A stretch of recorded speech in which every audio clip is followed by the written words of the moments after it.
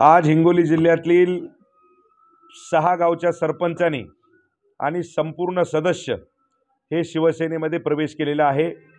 मग त्याच्यामध्ये जामगव्हाण असेल, त्याच्यामध्ये वसई असेल, येडूत असेल, पिपळदरी असेल, राजदरी, आमदरी या ठिकाणच्या सर्व संपूर्ण सदस्य आणि सरपंचाचा जाहीरपणे प्रवेश झालेला आहे। या ठिकाणी हजारोच्या संख्येने शिवसेनेमध्ये उभाटा गटाचे जे काही कार्यकर्ते राहिले होते ते संपूर्ण शिवसेनेमध्ये आलेले आहेत।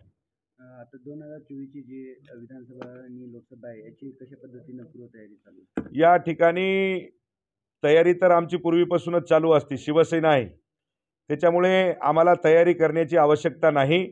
या ठिकाणी तिन्ही आमदार आणि एक खासदार हे शिवसेना भारतीय जनता पार्टीचे निवडून येणार आहे।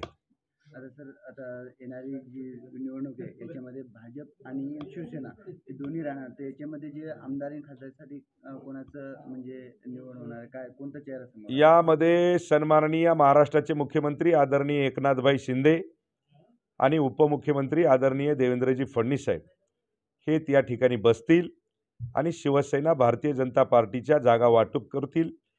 त्यांचा आदेश आमच्याकडे आल्याच्या नंतर हा आदेश शिवसैनिक सराखोपे असतो।